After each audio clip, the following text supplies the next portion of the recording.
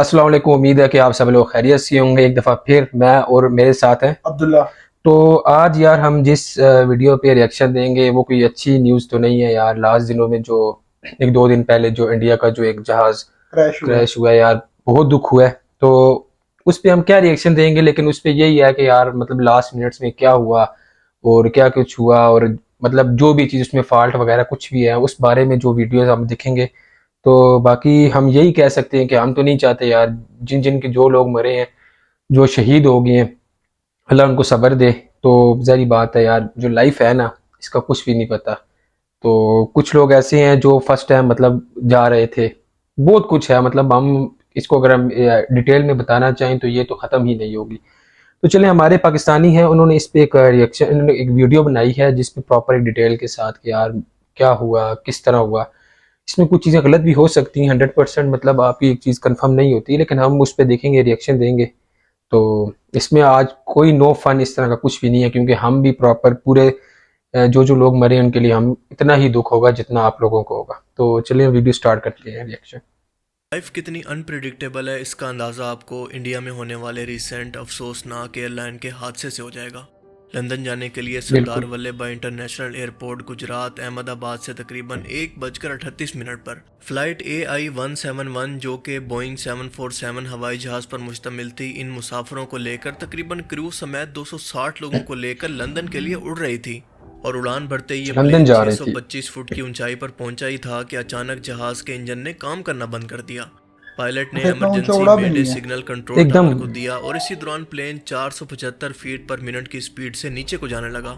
Control tower से इसका राब्ता खत्म हो गया और पास ही मौजूद रेजिडेंशियल एरिया मेघानी नगर पर जाकर डॉक्टर्स के हॉस्टल की बिल्डिंग पर यह प्लेन गिर जाता है। अच्छा, वहाँ भी लोग मरे हैं ना। इस गहरी जहाज बात की है। और इसके अंदर मौजूद पैसेंजर्स की बदकिस्मती ये थी कि ऐसा बहुत ही रेयर होता है कि कोई प्लेन उड़ान भरते ही क्रैश कर जाए, और इसमें बचने के चांसेस ना के बराबर होते हैं क्योंकि इस प्लेन के अंदर फ्यूल मुकम्मल तौर पर भरा होता है। और इसी वजह से इस जहाज के अंदर वो इतना ब्लास्ट एकदम जोरदार से आउट। धमाका ब्लास्ट। हुआ कि सब कुछ जलकर भस्म हो गया। इतना बड़ा धमाका कि इन मुसाफिरों की शनाख्त के लिए इनके रिश्तेदारों का DNA टेस्ट किया जा रहा है ताकि बॉडीज को आइडेंटिफाई किया जा सके कि ये किसकी है। क्रैश से पहले जहाज की टेल एक ऊंची बिल्डिंग के अंदर फंसकर टूट गई और इसके बाद इसका अगला हिस्सा MBBS डॉक्टर्स के हॉस्टल की बिल्डिंग पर जा गिरा। और इस हॉस्टल के अंदर मौजूद 50 या 60 के करीब डॉक्टर्स भी इस हादसे के अंदर अचानक अपनी जान गंवा बैठे। इस प्लेन उनको के भी क्या क्रैश के पता बाद यार। कोई गहरी एक बात है, शख्स भी कोई नहीं ऐसी बचा जगह नहीं थी सिवाय इनके 40 पास कि साल जहाँ के पे एक वो शख्स तार के पाता। जिसका नाम है विश्वास कुमार। और इसके मुताबिक प्लेन के क्रैश होने से कुछ ही देर पहले इसने इमरजेंसी गेट खोलकर क्रैश होने से पहले ही छलांग लगा दी और जख्मी होने के बावजूद भी वहां से निकलने में कामयाब हो गया।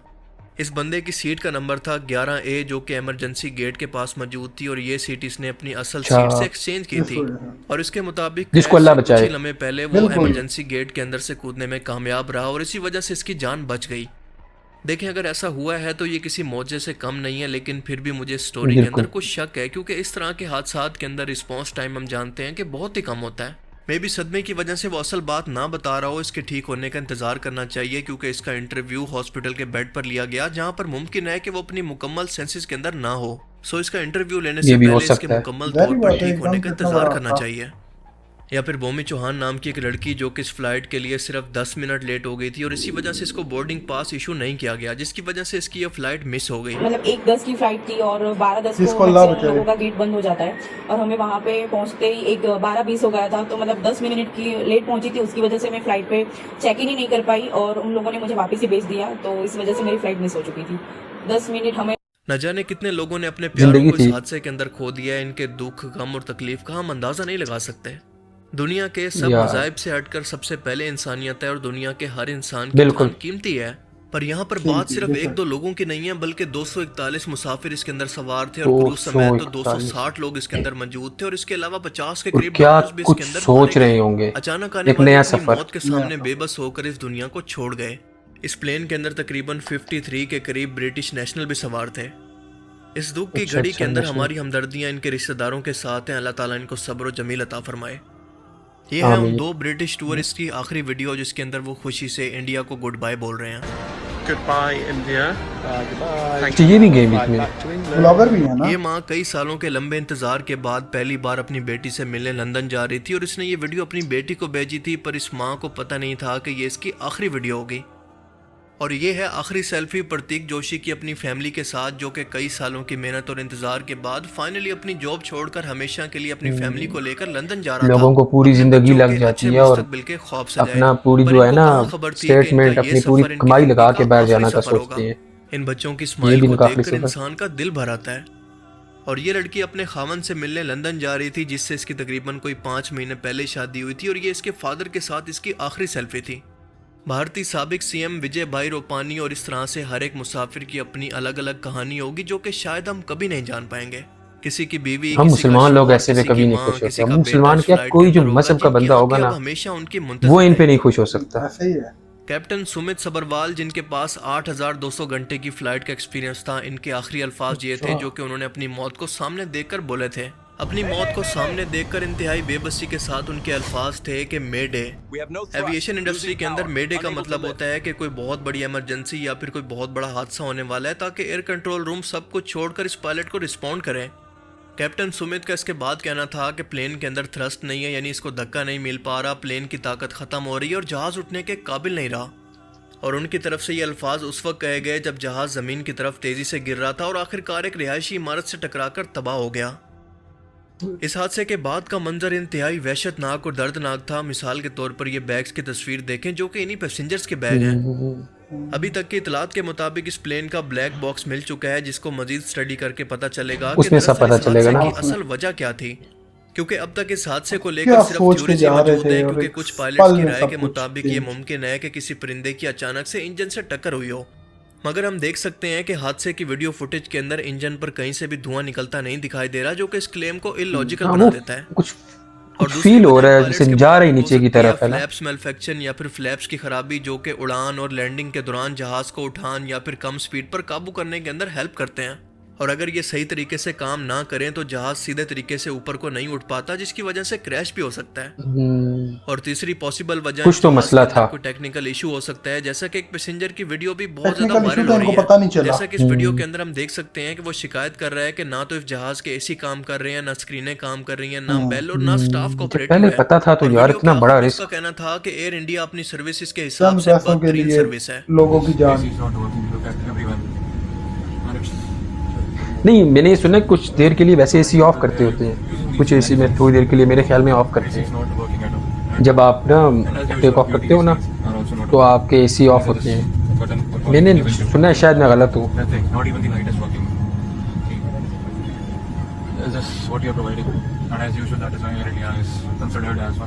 ये बता रहा है ना सब कुछ पहले। ये वीडियो कहाँ से आ गई इनके पास? और इस हादसे के बाद एयर इंडिया का स्टाफ सोशल मीडिया पर यह पोस्ट कर रहा है कि बार बार वार्निंग के बावजूद भी ये खराब प्लेन थे, जो कि सेफ्टी स्टैंडर्ड्स को नजरअंदाज करके उड़ाए जा रहे थे। अब इन बातों में किस हद तक ये हो सच्चाई है, ये सकता तो तमाम इन्वेस्टिगेशन सामने आने के बाद ही पता ये चलेगा। पहले का कोई इशू था बना तो बोइंग कंपनी के स्टॉक या इस तो हादसे होता के ना बहुत बाद ऊपर जाता, 15% बुलंदी से पे ज्यादा जाता, गिर फिर चुके मसला हैं, बनता क्योंकि तो यूएस चलो के अंदर समझ भी आती कई है। बार इनके जहाज बोइंग 747 के डिजाइन पर यह इल्जाम लगता रहा है कि इसके अंदर तमाम सेफ्टी फीचर्स को नजरअंदाज किया जाता है। इस जहाज के डिजाइन के अंदर बहुत सारे फ्लॉज हैं, लेकिन जानबूझकर बोइंग कंपनी सेफ्टी स्टैंडर्ड्स पर कंप्रोमाइज करती है, सिर्फ अपनी मैन्युफैक्चरिंग कॉस्ट को कम रखने और अपने प्रॉफिट्स को बढ़ाने के लिए। Jobs because you're trying to squeeze every piece of profit you can out of this country. This company. You're strip mining Boeing. For the American people, they're in danger. For your workers, they're in peril. For your whistleblowers, they literally fear for their lives. But you're getting compensated like never before. I don't think the problem's with the employees. Actually, no, I जब think the पता है problem फिर क्यों मतलब it's the बता रहे हैं ना it's the कि management. It's अपना what you did profit with this बढ़ाने company. के That's लिए where the features problem come is. कर दिए। The problem's at the top. ऐसा वैसा Your नहीं होता engineers, बस। they're probably the best in the world. Your machinists, they're outstanding. You're the problem. And I just hope to God that you don't destroy this company before it can be saved. Tata group ने, जो कि air India को on करती है, इस हादसे के अंदर मरने वाले लोगों के लिए इसने 1 करोड़ मदद का ऐलान किया है। पर सवाल यह है कि जिनका पूरा का पूरा खानदान इस हादसे के अंदर चल बसा, उनका क्या होगा? हाँ वो क्या और करेंगे। सबसे जिन पे अफसोस मुझे की बड़ा बात दुख ये हुआ थी कि है जिस वक्त हॉस्टल ये के जो अंदर फैमिली आग जा लगी रही थी, थी। यानी शायद के मुताबिक वहां पर मौजूद लोग जख्मियों की मदद करने की बजाय सिर्फ वीडियो बनाने के अंदर मसरूफ थे। वो किसी ने वीडियो बनाने ये की बजाय ज्यादती आगे है। बढ़कर मदद नहीं की, क्योंकि अगर वो ऐसा करते तो काफी लोगों की अभी भी जान बचाई जा सकती थी। पता नहीं इन लोगों की इंसानियत कहाँ चली गई थी। तो बहुत तकलीफ धुआं लगी, तो हमने बाइक यहाँ पे बगल में खड़ा करा, देखा तो 7-8 आदमी एक साथ ही फ्लोर से नीचे कूद गए। आपके सामने कूदे? हाँ जी, भीषण आग थी और आग से एसी भी ब्लास्ट कर रहा था।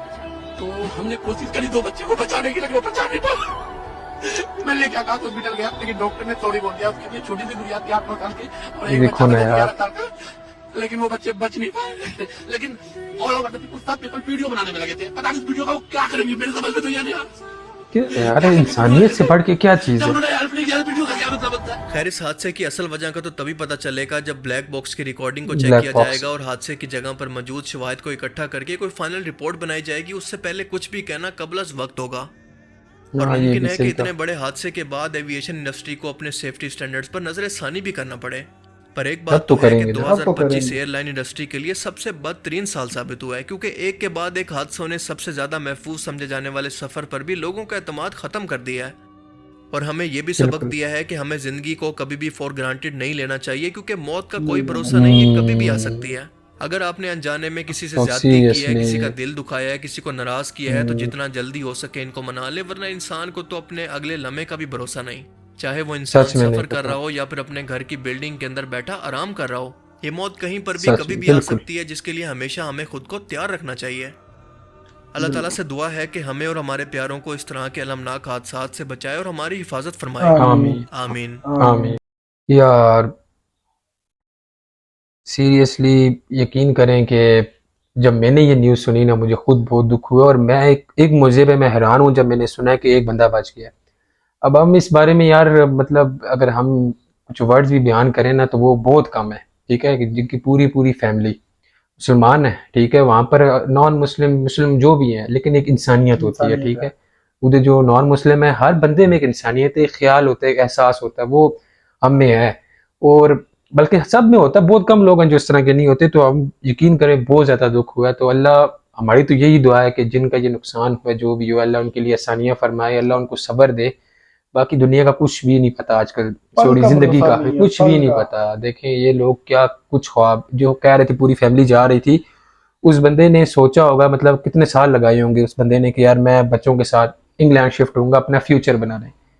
और देखिए मतलब जहाज उड़ा है, सिर्फ 10 मिनट नहीं हुए। तो चले, अल्लाह सबके लिए आसानियां फरमाए, हमारी तो दुआ है। तो फिर मिलेंगे, तब तक के लिए अपना बहुत ख्याल रखना। Candy channel subscribe share like जरूर कीजिएगा। मुझे अब्दुल्ला को इजाज़त दीजिए। अल्लाह हाफिज। अल्लाह हाफिज़।